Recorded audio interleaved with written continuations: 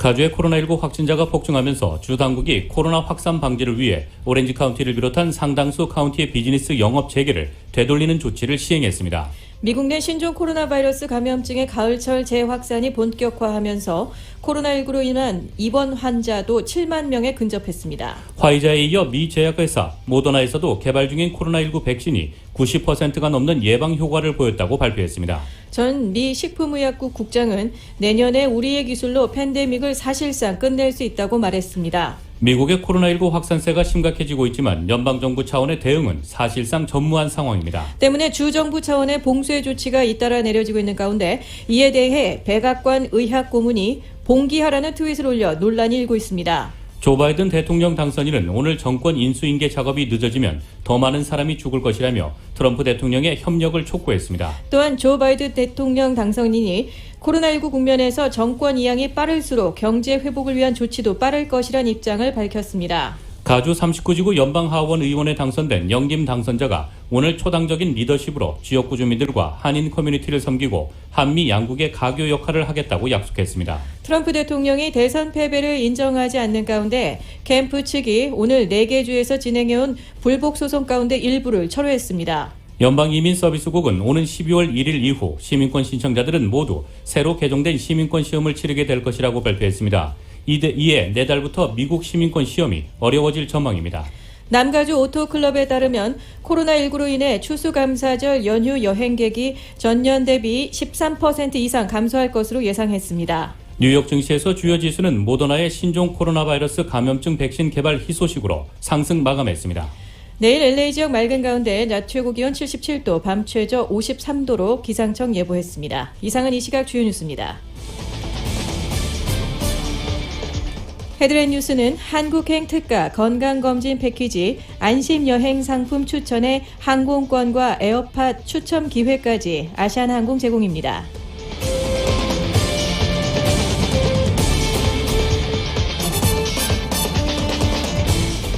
여러분 안녕하십니까? 김현지입니다. 안녕하십니까? 이균호입니다. 2020년 11월 16일 월요일 라디오 서울 이브닝 뉴스 1부입니다.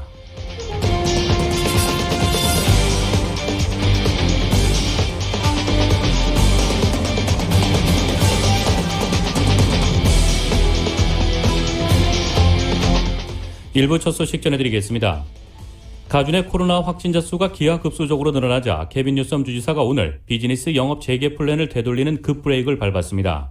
주정부가 마련한 티어 시스템에서 비교적 완화된 티어 시스템에 속해 있던 카운티들을 전격 퍼플로 전환시켜 비즈니스 영업에 다시 제한을 두기로 한 것입니다.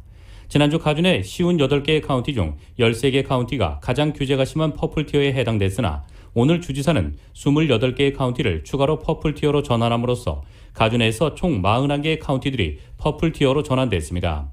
가주 내 대부분 지역이 가장 심한 규제를 받게 되는 것입니다. 퍼플 티어는 가주 정부가 발표한 경제 재개방 플랜의 4단계 중 가장 규제가 심한 단계로서 실내 영업을 포함한 많은 경제 활동이 제한됩니다. 새로 퍼플 티어로 전환된 카운티 중에는 오렌지 카운티와 벤츄라, 산타바바라, 컨, 산루이스 오비스포 등이 포함됩니다. LA와 샌버나디노, 샌디에고, 리버사이드, 임페리얼 카운티는 이전부터 퍼플 티어에 속해 있는 상황입니다. 가주에서 퍼플보다 한 단계 완화된 레드 티어에는 샌프란시스코와 산마테오, 델노르테, 모독, 험볼트, 플러마스, 콜로사, 레이크, 마틴, 모노, 아마도르 등 11개 카운티가 해당됩니다. 이보다 완화된 오렌지 티어에는 이뇨 카운티와 시에라, 라센, 칼라베사스 등 4개 카운티가 해당되며 알파인과 마리포사 이 2개 카운티는 가장 완화된 티어인 옐로우에 해당됩니다. 새로운 티어 적용은 내일부터 효력을 발휘합니다. 주정부의 이번 조처는 15일까지 지난 한 주간의 코로나 확진자 수가 7,958명을 기록해 지난 2주간의 확진자 수에 비해 89.7% 증가한 것에 따른 것입니다. 급속한 바이러스 확산세로 인해 주정부는 마스크 착용과 사회적 거리두기, 규칙적인 손 씻기, 자가격리와 대규모 모임 제한을 비롯한 코로나 안전수칙을 이행이 필수가 됐다고 밝혔습니다. LA 카운티는 지난 주말 이틀 동안 하루에 새로운 확진자 수가 3,000명을 웃돌고 있는 상황입니다.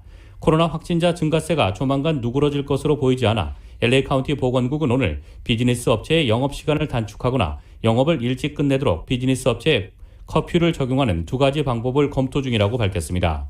뉴섬 주지사는 주정부 차원에서 커퓨를 적용하는 것을 검토 중이라고 밝혔습니다. 가주의 코로나 확진자가 폭증하면서 주 당국이 코로나 확산 방지를 위해 새로운 규제 방안을 검토 중입니다. 지난주 가주 내 코로나 확진자 수가 지난 10월에 발생한 확진자 수의 2배로 늘어난 것에 대한 조처가 됩니다. 현재 주정부는 추수감사절 연휴 기간에 코로나 확산을 가장 우려하고 있는데 비즈니스 사업장의 문을 닫는 것을 최소화하면서 코로나 확산 방지에 힘쓸 방침이라고 밝혔습니다. 당국은 지난주에 발표한 여행 경보와 더불어 추수감사절 연휴 동안 모임 인원 제한 권고에 더해서 통행 금지와 영업장 내 실내 수용 인원과 영업장의 영업시간 축소를 검토 중에 있습니다.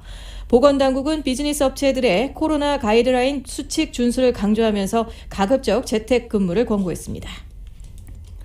미국에서 신종 코로나 바이러스 감염증의 가을철 재확산이 본격화하면서 코로나19로 인한 입원 환자도 7만 명에 근접했습니다. CNN에 따르면 코로나19 추적 프로젝트를 인용해 어제 미국의 코로나19 입원 환자가 69,864명으로 집계됐다고 보도했습니다. 7일간의 평균 입원 환자 수도 65,916명으로 집계됐습니다. 이는 모두 코로나19 사태 후 최고치로 봄철의 정점이나 여름철의 정점을 웃도는 것입니다.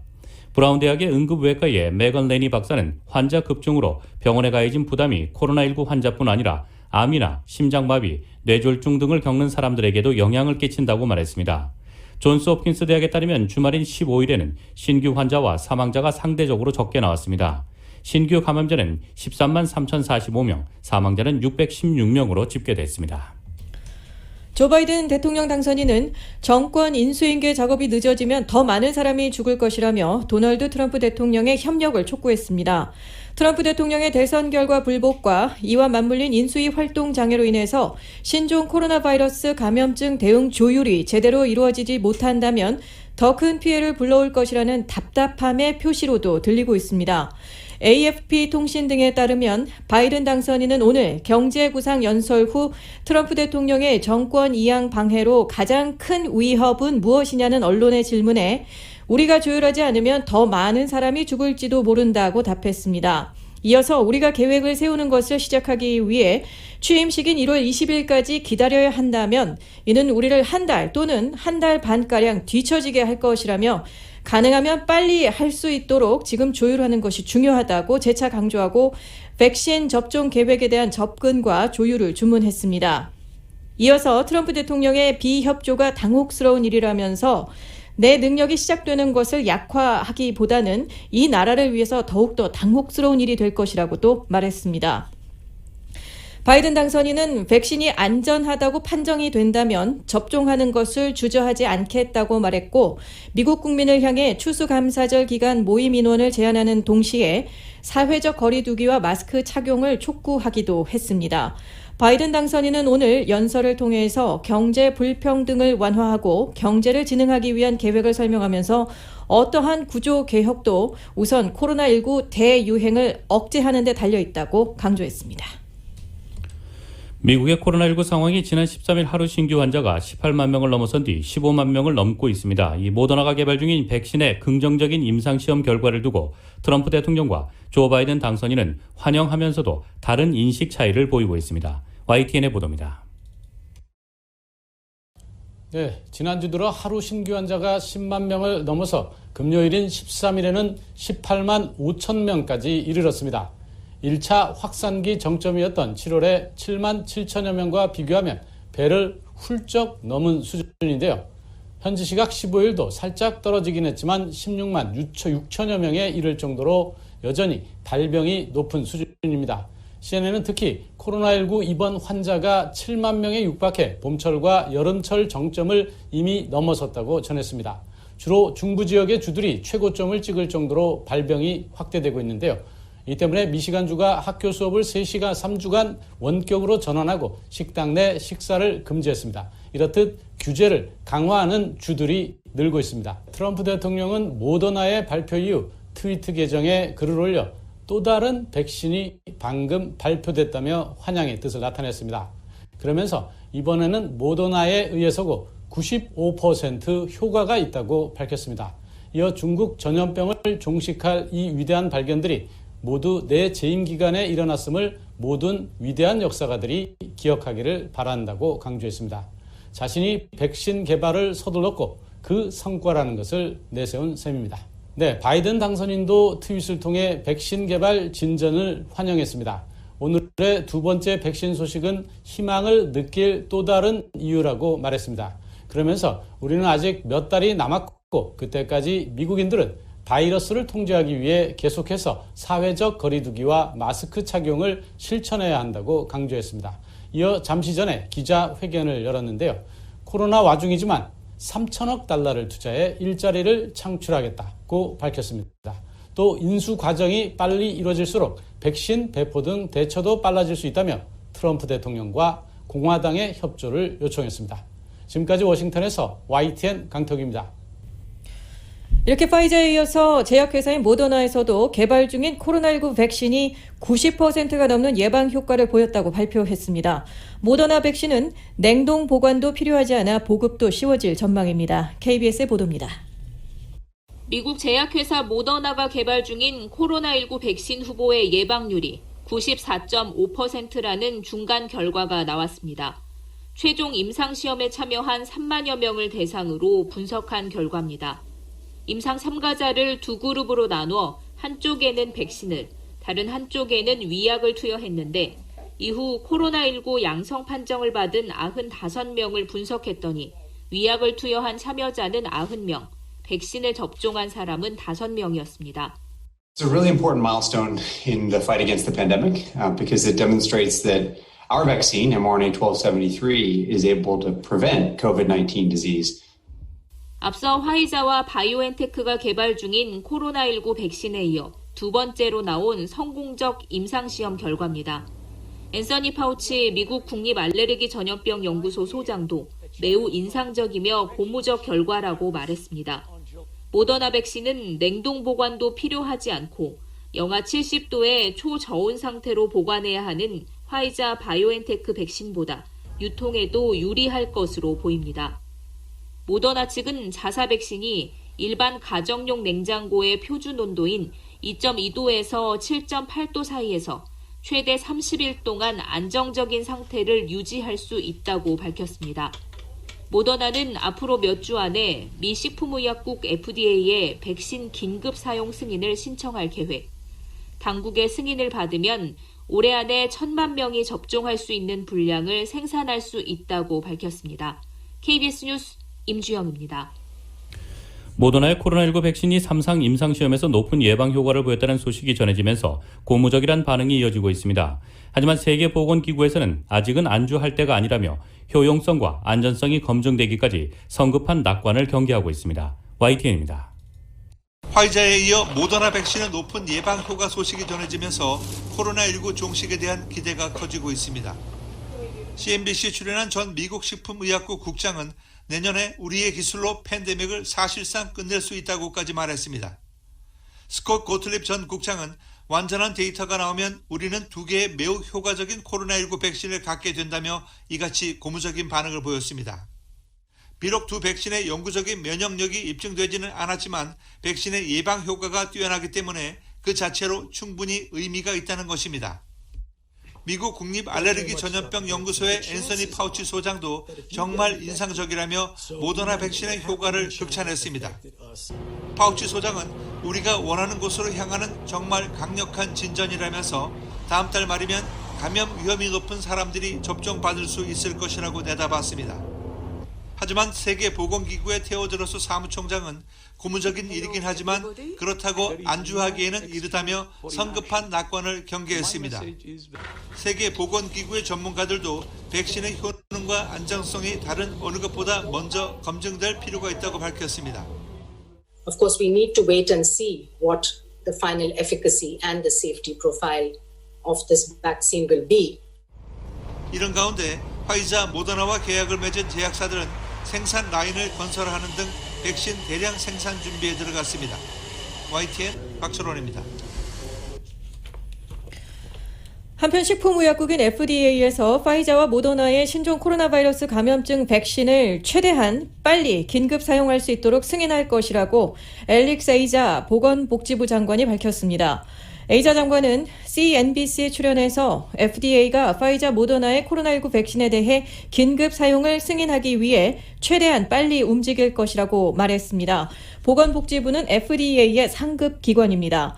A자 장관은 모더나가 자사 백신 후보에 대한 중간 점검 결과 코로나19 예방 효과가 94.5%라고 발표한 것은 지난주 파이자가 비슷한 성과를 낸 것과 맞물려 공중보건부문에서 역사적인 날을 만들 것이라며 이같이 말했습니다. 미국의 코로나19 확산세가 심각해지고 있지만 연방정부 차원의 대응은 사실상 전무한 상황입니다. 때문에 주정부 차원의 봉쇄 조치가 잇따라 내려지고 있는데 이에 대해 백악관 의학 고문이 봉기하라는 트윗을 올려 논란이 일고 있습니다. KBS의 보도입니다.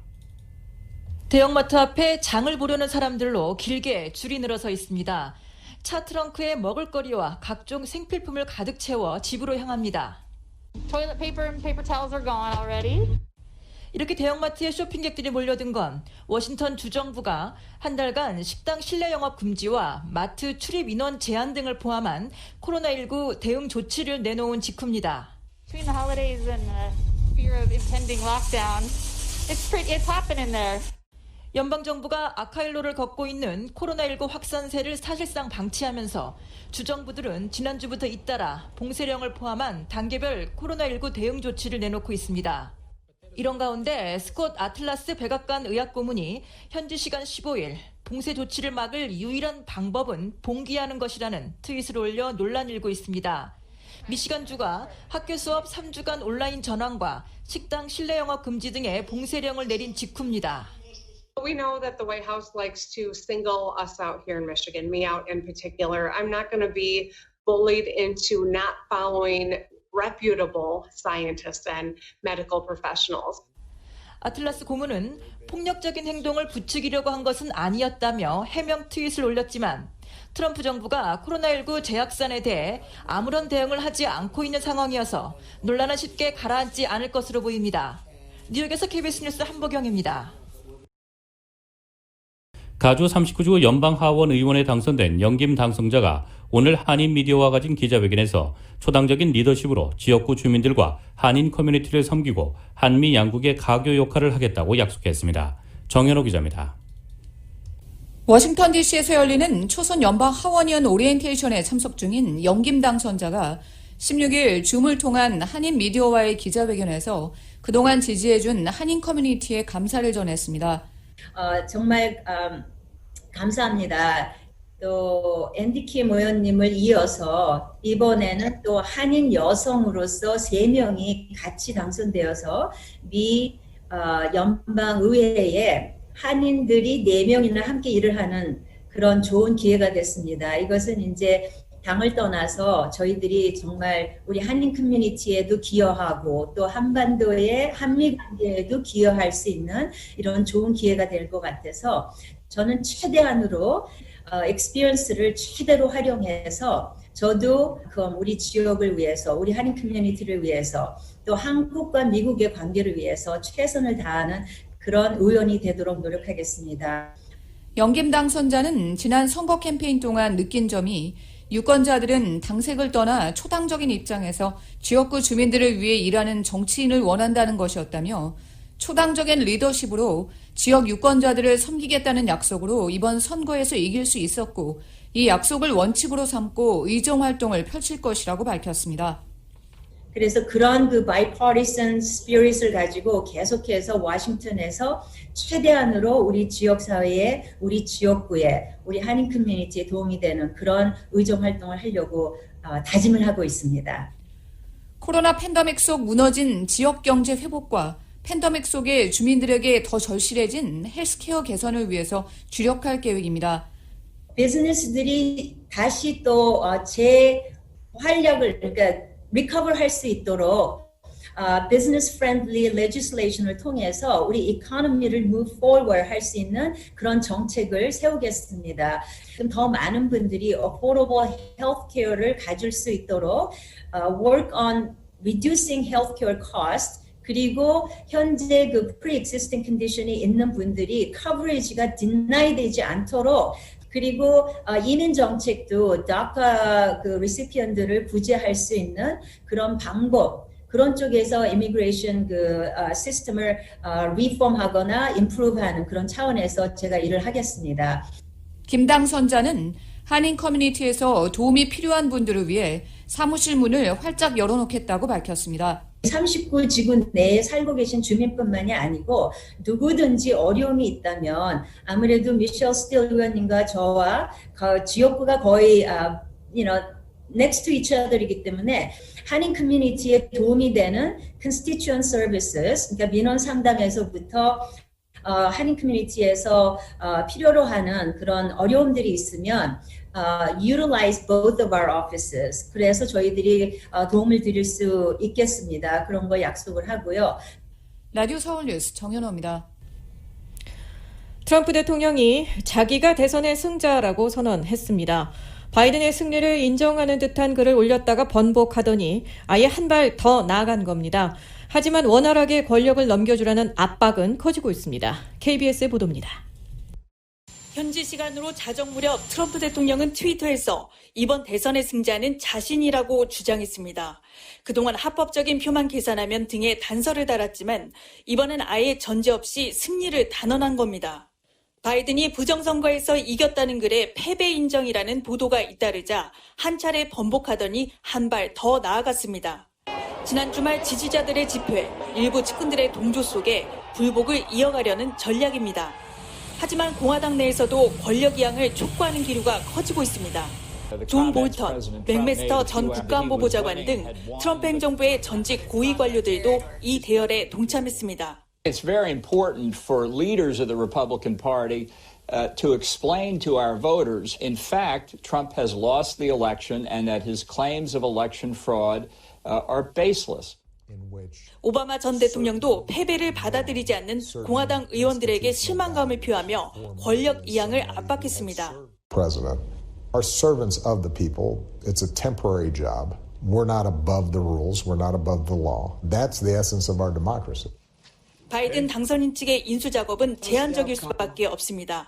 최악으로 치닫는 코로나19 확산에 대응해야 하지만 인수위에 대한 지원은 고사하고 현직 관료들의 접촉도 쉽지 않은 것으로 알려졌습니다. 트럼프 행정부와 공조가 힘든 만큼 바이든 자문위원들이 이번 주 중 백신 제조사들과 만나 백신 유통 계획에 대한 정보를 듣고 방역 대책을 세울 계획이라고 현지 언론들은 전했습니다. 워싱턴에서 KBS 뉴스 서지영입니다. 트럼프 대통령이 대선 패배를 인정하지 않는 가운데 캠프 측이 오늘 4개 주에서 진행한 불복 소송 가운데 일부를 철회했습니다. CNN에 따르면 트럼프 대선 캠프와 손잡은 트럼프 지지자들이 펜실베니아와 조지아, 미시간, 위스콘신주에서 제기한 소송을 이날 돌연 취하했습니다. 이들 지역은 모두 조 바이든 대통령 당선인이 승리한 것으로 예측된 지역입니다. 소송 원고로는 트럼프 지지자들과 보수 성향 투표 감시 단체인 트루도 보트가 참여했으며 보수 성향 변호사 제임스 밥의 로펌이 소송을 대리해 진행했습니다. CNBC의 방송에 따르면 이 사건들은 바이든의 대선 승리를 뒤집기 위한 또 하나의 노력으로 트럼프 지지자와 트럼프 캠프가 제기한 소송 가운데 일부라고 전했습니다. CNBC는 이러한 시도들은 대부분 설득력을 얻지 못했고 트럼프 대통령이 법적 조치를 통해 패배를 뒤집을 가능성이 있는지는 분명하지 않다고 부연했습니다. 미시간과 펜실베니아주에선 이번에 취하된 사건들이 트럼프 캠프가 별도로 제기한 소송과 함께 진행돼 왔다고 CNN은 전했습니다. 이번 소송 취하 발표는 불복 소송을 둘러싼 일부 헌법적 쟁점과 관련해 연방항소법원이 사흘 전 유권자들이 이를 주장할 수 없다고 밝힌 뒤 나온 것이라고 CNN은 전하고 있습니다. 2000년 미국 대선 당시에 한 달여간의 개표 법정 공방을 승리로 이끌었던 공화당 조지 W. 부시 전 대통령의 당시 법률팀 인사들이 도널드 트럼프 대통령의 법정 소송으로 대선 결과가 뒤집힐 가능성이 없다고 밝혔습니다. 블룸버그 통신은 오늘 당시 법률팀 소속 인사들이 트럼프 대통령이 이번 대선에서 재선할 길은 없다고 말했다면서 이같이 보도했습니다. 텍사스 주지사였던 부시 전 대통령은 2000년 대선에서 불과 327표 차이로 플로리다에서 이기면서 민주당 엘 고어 부통령을 눌렀습니다.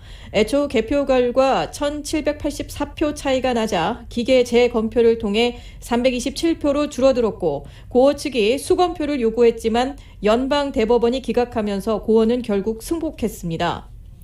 당시 연방대법원 소송 대응에 관여한 테드 올슨의 경우도 선거는 끝났다며 우리는 새 대통령을 가질 것이라고 말했다고 정치 전문 매체 더 힐이 전했습니다. 더 힐은 트럼프 캠프는 펜실베니아주 선거 결과 인증을 지연시키겠다는 희망으로 법적 대응을 강화하고 있다며 그 노력은 지금까지 성과를 거두지 못했고 선거 결과를 뒤집을 가능성이 없어 보인다고 전망했습니다.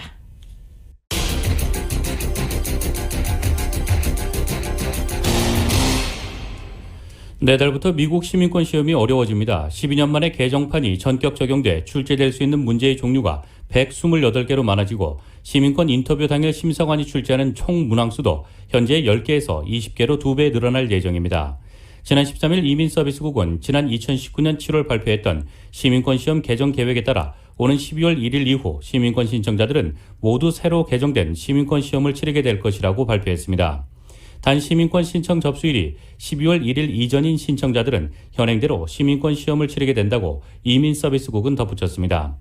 이민서비스국은 개정된 시험에는 미국 역사와 정부를 다룬 시빅스에 대한 문제가 더 많이 포함되며 시험을 준비하며 미국에 대해 더 많이 배울 수 있는 기회를 제공하는 다양한 주제를 다루게 될 것이라고 밝혔습니다. 다만 65세 이상 신청자 또는 20년 이상 영주권자의 경우 10문제 중 6문제를 맞춰야 하는 현행 시험과 같은 조건이 유지됩니다. 이에 대해 워싱턴 포스트는 이민자들 사이에서 시민권 시험이 더 어려워진 데다 일부 문제는 정치적 색채도 띠고 있다며 우려하는 목소리가 커지고 있다고 보도했습니다. 명문 하버드대에 두 아들을 입학시키기 위해 학교 펜싱 코치에게 약 150만 달러의 뇌물을 건넨 사업가가 코치와 함께 재판에 넘겨졌습니다. AP통신은 연방검찰이 통신사 사장인 제 자오와 하버드대의 전 펜싱 코치인 피트 브랜드를 뇌물수수 혐의로 기소했다고 보도했습니다. 이들의 행각은 지난해 지역 매체인 보스턴 글로브가 자오가 2016년에 브랜드 소유의 주택을 감정가의 2배에 달하는 약 100만 달러에 사줬다는 의혹을 보도한 후 세간에 알려졌습니다. 자오는 17개월 후 이 집을 겨우 66만 5천 달러에 팔아서 32만 5천 달러의 손해를 봤습니다. 반면에 자오 덕분에 집을 비싸게 처분한 브랜드는 얼마 뒤 하버드 캠퍼스에서 훨씬 가까운 아파트를 130만 달러에 얻을 수 있었습니다. 이는 호가보다 31만 1,000달러나 비싼 가격이었다고 합니다. 자오는 이후 브랜든에게 새 아파트 개조 비용으로 최소 15만 달러도 건넨 것으로 전해졌습니다. 아버지가 코치의 집을 사줄 당시에 고등학교 2학년이었던 자오의 둘째 아들은 2017년 하버드에 입학해 대학 펜싱팀에 합류했습니다. 자오의 큰아들 역시 2014년에서 2018년 하버드대에 재학하며 펜싱팀 주장으로 활동했습니다. 하지만 자오 측은 혐의를 부인하고 있습니다. 변호인은 자오의 아들들은 고등학교 때 성적이 우수했고 국제 무대에서 경쟁력 있는 펜싱 선수였으며 자신들의 능력으로 하버드대에 입학했다고 반박하며 법정에서 혐의에 적극적으로 맞서겠다고 밝혔습니다. 올해 추수감사절 연휴 남가주 및 캘리포니아 여행객이 13.5% 감소할 전망입니다. 남가주 오토클럽에 따르면 코로나19로 인해 추수감사절 연휴 여행객이 전년 대비 13% 이상 감소할 것으로 예상했습니다. 이는 추수감사절 여행객이 26% 감소했던 지난 2008년 경기 불황 이후 가장 큰 하락폭입니다. AAA에 따르면 미국인 5,005만 명이 추수감사절 여행을 떠날 것으로 예상했으며 이는 전년 대비 9.7%가 줄어든 수치입니다. 또 남가주 여행객은 386만 명, 가주 여행객은 626만 명으로 각각 13.5%가 감소할 것으로 전망했습니다. AAA는 남가주 주민들의 대다수인 92%가 자동차 여행을 할 예정이라고 밝혔습니다. 지난해 추수감사절 연휴에는 남가주 여행객의 86%가 자동차를 이용했습니다. 오늘 새벽 1시 30분경 로마리다 인근에서 규모 3.5 지진이 발생했습니다. 지진은 레드랜드와 샌버나디노에서 각각 1마일 지점에서 발생했습니다. 지난 열흘간 인근 지역에서는 규모 3.0 혹은 그보다 강한 지진의 발생이 없었습니다. 인명이나 재산 피해 역시 보고되지 않았습니다. 현대자동차가 오늘 올 뉴 엘란트라의 시승회를 개최했습니다. 이번 행사에서 공개된 신형 엘란트라는 현대자동차에서 출시한 7세대 모델로 파격적인 디자인과 효율성과 편의를 도모하고 역동적인 주행이 가능한 올뉴 엘란트라로서 출시됐습니다. 신형 엘란트라는 신규 플랫폼이 적용된 올뉴 7세대, 컴팩트 세단으로 전체적으로 넓어진 공간과 최초의 하이브리드 모델로서 하이브리드 파워 트레인을 적용해 높은 연료 효율성과 최첨단 안전 사양이 적용됐습니다. 신형 엘란트라는 현대자동차의 디자인의 정체성인 센슈어 스포티니티가 더욱 강조된 모델로 파나메리틱과 이 다이나믹스 테마를 적용해 미래지향적이며 혁신적인 디자인이 큰 특징입니다. 또한 비행기 조종석처럼 운전사를 감싸는 구조의 내장 디자인으로 드라이빙에 몰입감을 더해 주었습니다. 이번 신형 엘란트라의 최초로 적용된 3세대 신규 플랫폼은 충돌, 안전성, 승차감, 소음, 진동, 동력, 연비 등이 향상됐고 파라노마 디스플레이, 음성인식 차량 제어 시스템이 적용됐습니다. 신형 엘란트라의 가격은 19,650불로 이달 말부터 판매를 시작합니다. 미주 한인사회 쇼핑 트렌드에 새로운 변화가 시작됩니다. 미주 한인들을 위한 아마존 스타일의 홈쇼핑이 탄생했습니다. 최신 트렌드에 맞는 발빠른 상품 업데이트로 언제든 최신 상품의 쇼핑이 가능하고 까다롭고 엄격한 제품 선정을 통해 최상의 품질을 보장합니다. 인터넷이 어렵다고요? 친절하고 전문적인 고객 서비스에서 상담부터 결제까지 도와드립니다. 로그인 필요 없이 복잡한 주문 프로세스를 모두 없앴습니다. 이제 한국 제품 미국 내 쇼핑은 한국 홈쇼핑이 최고입니다.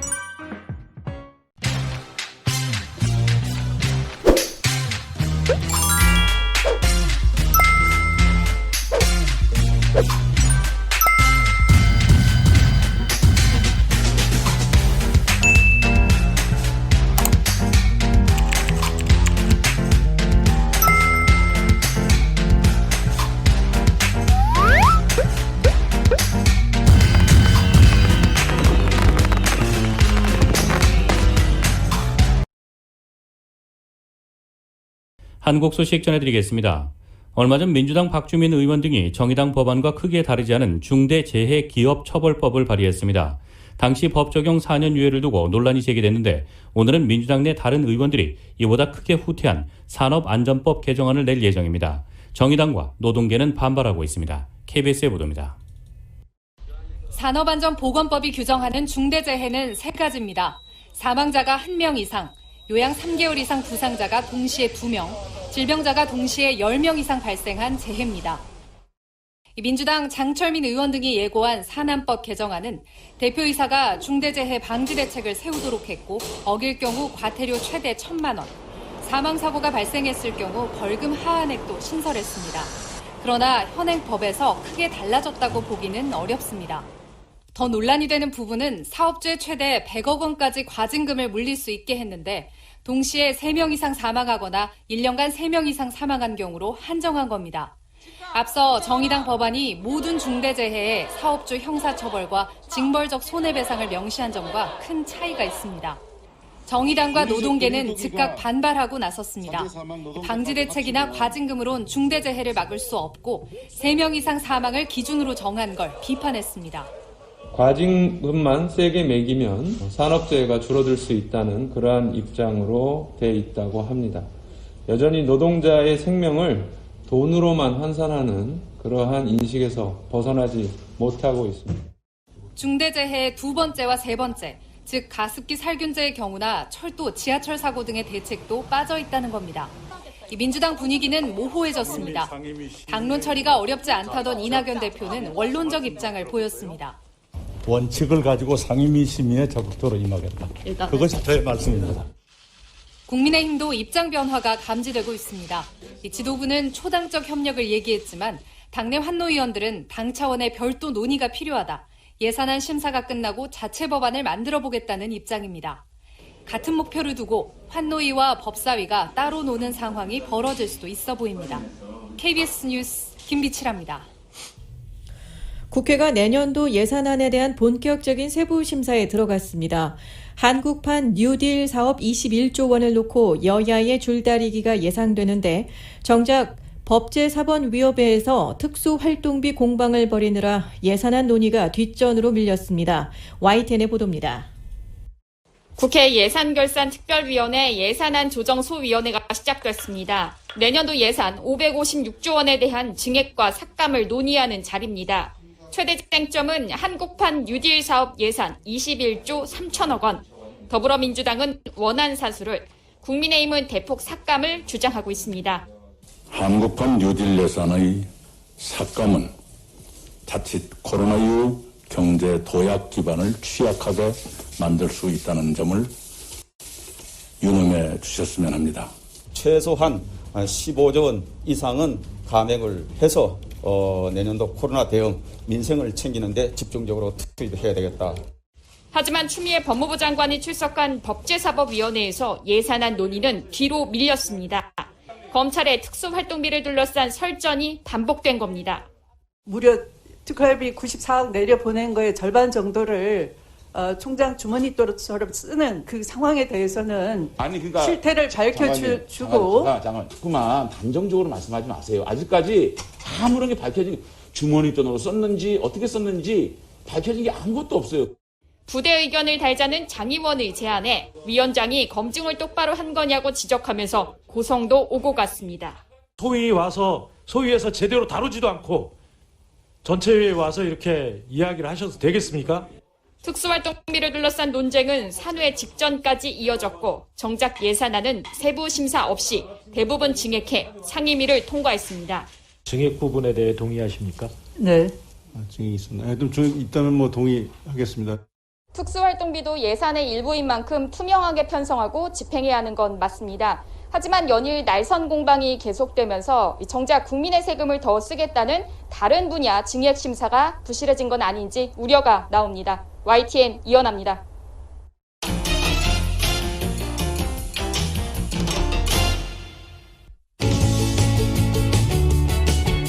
헬스 에브리데이. 건강 관련 소식 한 가지 전해드립니다. 코로나 사태의 장기화로 감염이나 질병에 대한 걱정 때문에 스트레스가 쌓이고 있습니다. 스트레스는 우리 몸의 면역 체계를 약화시킬 수가 있죠. 감염이나 질병으로부터 신체를 보호하는 면역에 관여하는 장기와 조직, 세포, 체계, 생체 시스템이 바로 면역 체계가 됩니다.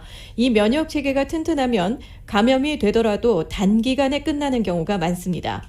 어느 해보다 취약한 이번 가을과 겨울을 무사히 나기 위해서 전문가들이 권장하는 면역 체계 강화를 위한 필요한 6가지를 잠시 소개합니다. 가장 첫 번째로 아연, 단백질, 비타민 C와 D 섭취를 늘리는 겁니다. 아연은 감염이 되거나 암적인 세포를 공격하고 면역 반응을 조절하는 역할을 하는 T세포를 효과적으로 활성화하고요. 단백질도 항체 형성에 있어서 매우 중요한 요소가 됩니다. 또한 비타민 C는 강력한 항산화 작용으로 인체를 감염으로부터 보호하는 걸 돕고 독감 등 순환기 질병 예방에 도움이 되는 비타민 D는 연어, 참치, 고등어에 특히 많습니다. 두 번째로는 칼로리를 충분히 섭취하는 겁니다. 칼로리를 충분히 섭취하지 않으면 몸이 면역 체계를 지탱하는 대신에 뇌와 심장 같은 중요한 기관을 지탱하는 데 모든 에너지를 사용하게 되기 때문입니다. 세 번째로는 충분한 수면이 되겠습니다. 잠이 부족하면 면역 체계가 손상이 돼서 감기 등 호흡기 감염이나 질병에 약해질 수 있습니다. 수면 장애는 면역 세포를 줄일 수 있기 때문에 하루에 7시간에서 9시간 정도의 수면을 취하는 게 가장 좋겠습니다. 다음으로는 규칙적인 운동입니다. 수영이나 자전거 타기처럼 몸의 여러 부분을 동시에 움직이게 하는 유산소 운동이 적극적으로 권고되고 있고요. 그 다음으로는 술 마시는 것을 줄이는 부분이 되겠습니다. 코로나 사태로 인해서 몸이 이미 줄었는데도 불구하고 술 소비는 늘었다고 합니다. 미국에서는 올해 3월 말까지 작년에 같은 기간에 비해서 술 판매가 55%나 늘었다고 하는데요.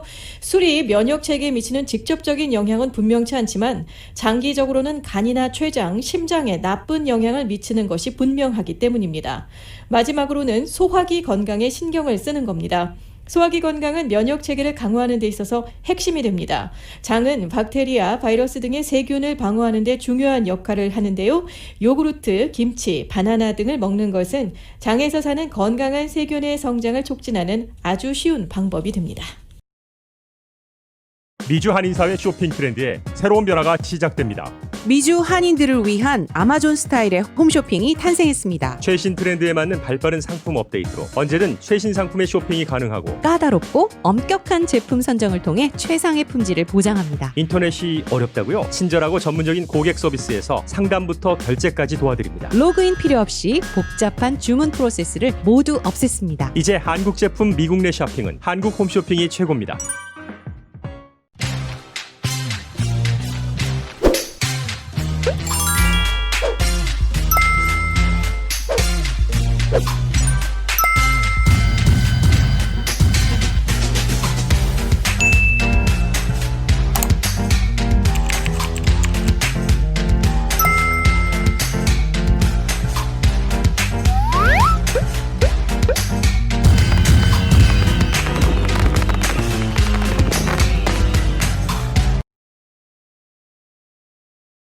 네, 이브닝 뉴스 증권 관련 소식 전해드립니다.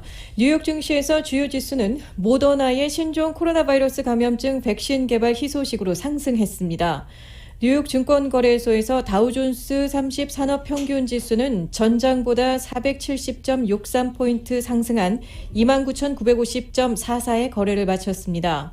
S&P 500 지수는 전장보다 41.76포인트 오른 3,626.91에 기술주 중심의 나스닥 지수는 94.85포인트 상승한 11,924.13에 장을 마감했습니다.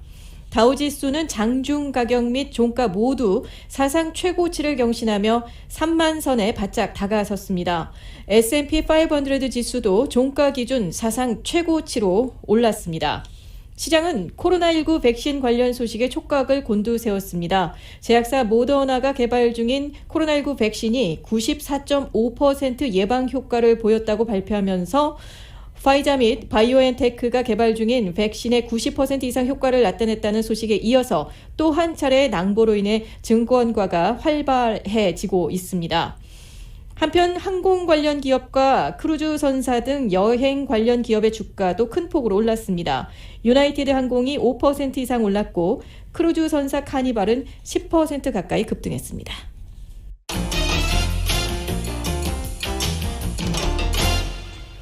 국제유가는 신종 코로나 바이러스 감염증 백신 희소식에 급등했습니다. 뉴욕 상업거래소에서 12월 인도분 서부 텍사스산 원유는 배럴당 3% 오른 41.34달러의 장을 마감했습니다.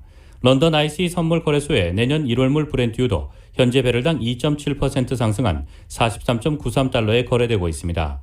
미국 제약회사 모더나의 코로나19 백신이 3상 임상시험 중간 분석 결과 94.5%의 높은 예방 효과를 보였다는 소식이 유가를 밀어 올렸습니다. 지난주 화이자와 독일 바이오엔테크의 백신에 이어 두 번째로 나온 희망적인 뉴스에 원유 수요 회복에 대한 기대감이 높아진 것으로 분석됩니다. 국제 금값은 강보합세를 보였습니다. 뉴욕 상품거래소에서 12월 인도분 금은 온스당 0.08% 오른 1,887.80달러의 거래를 마쳤습니다. 숙박 공유 스타트업 에어비앤비가 기업 공개 IPO를 앞두고 사업 설명서를 공개했다고 월스트리트 저널이 보도했습니다. 이 서류에 따르면 에어비앤비는 올해 3분기 13억 4천만 달러의 매출액을 올렸습니다. 신종 코로나 바이러스 감염증 사태의 여파로 숙박 예약이 줄면서 지난해 3분기보다 18% 감소한 것입니다. 에어비앤비는 하지만 이러한 감소에도 불구하고 비용 절감, 2분기보다는 증가한 매출 등으로 3분기에 2억 1,900만 달러의 순이익을 냈습니다. 다만 올해 1월에서 9월 전체로 놓고 볼 때는 6억 9,700만 달러의 적자를 기록했습니다. 지난해 같은 기간보다 손실액이 2배 이상 늘었습니다. 또 올해 1월에서 9월의 매출액도 작년 같은 기간보다 32% 감소했습니다. 이 역시 코로나19의 여파로 풀이되고 있습니다. 에어비앤비는 다음 달 중순경 나스닥에 상장해 ABNB라는 약칭으로 거래될 예정입니다.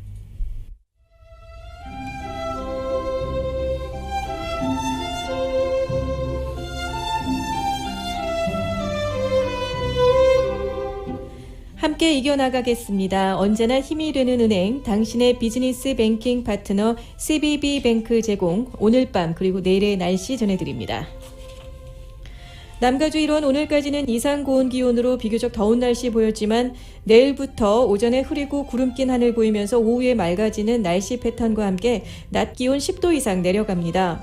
오늘 밤 최저 기온은 LA 53도, 밸리와 인랜드도 LA와 같은 53도, 해안가 역시 53도, 산간 지역 36도의 최저 기온 전망되고 있습니다.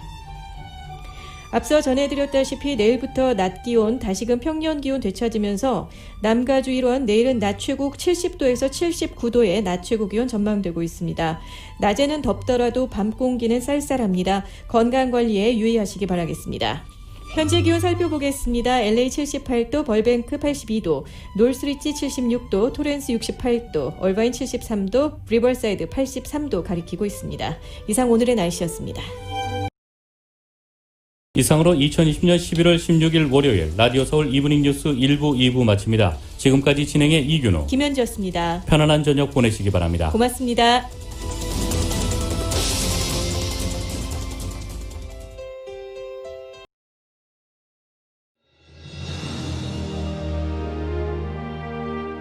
한인 커뮤니티의 소중한 친구이자 생활의 동반자. 라디오 서울이 개국 28주년을 맞았습니다. 1903년 한인들이 하와이에 첫 발을 내디딘 이래로 미주 한인 커뮤니티는 지금껏 쉼없이 성장해 왔습니다. 부딪히고 좌절하고 힘겨울 때 우리에게 가장 큰 힘이 되어준 것은 서로를 향한 격려와 응원이었습니다. 한인 커뮤니티와 더불어 성장한 라디오 서울. 라디오 서울의 28년은 우리의 이민 역사와 맥을 같이 합니다. 세상의 모든 이야기를 담으려는 라디오 서울 방송은 우리가 함께 만드는 우리의 이야기입니다. 사람과 사람을 이어주는 라디오 서울 1650. 청취자와의 소통만으로 기뻤던 1992년. 그리고 28년이 지난 지금 라디오 서울은 멀티미디어 그룹으로 거듭났습니다. 1992년 첫 방송을 시작한 이후 FM 라디오, 모바일 서비스를 거쳐 보는 라디오, 라디오 서울 TV, 라디오 서울 유튜브, 한국 TV 채널, 한국 홈쇼핑 등 시대의 변화와 애청자의 요구에 부합하는 미래지향적인 라디오 서비스로 만들어가고 있습니다. 특히 코로나19 바이러스가 가져온 세계적인 팬데믹은 우리의 삶의 방식을 바꿨으며 다가올 미래에는 더욱 진화된 방송이 요구될 것입니다. 이에 라디오 서울 방송은 다가올 새로운 시대를 대비하여 N스크린 멀티 디바이스 방송으로 다시 태어났습니다. 때와 장소를 불문하고 어떠한 기기로도 듣고 볼 수 있는 방송이 라디오 서울이 추구하는 N스크린 멀티 디바이스 방송입니다. 24시간 늘 깨어있는 방송, 눈과 귀가 함께하는 방송, AM 1650, FM 106.3 라디오 서울 방송. 미국 내 다양한 이슈를 생생하게 전달하는 강혜신의 오늘의 미국. 기분 좋은 아침, 반짝이는 하루를 선사하는 이영돈 선우의 좋은 아침, 좋은 하루. 나른한 오후 활력을 전하는 싱글벙글쇼와 라디오 콘서트. 빠르고 정확한 뉴스, 지구촌 소식을 실시간 전하는 모닝뉴스와 이브닝 뉴스. 한국TV와 유튜브로 이원 방송하는 조희정의 한국 홈쇼핑 리뷰. 라디오 서울은 당신의 또 다른 가족입니다. 사람과 사람을 이어주는 방송, 들으면 행복해지는 라디오 서울. 지금까지의 28년이란 밑거름을 통해 앞으로 희망이 이루어지는 아름다운 세상을 만들어 가겠습니다. 라디오 방송의 한계를 넘어 N스크린 방송으로 더 멀리, 더 높이 세상 보는 눈을 키우는 최고의 방송, 라디오 서울.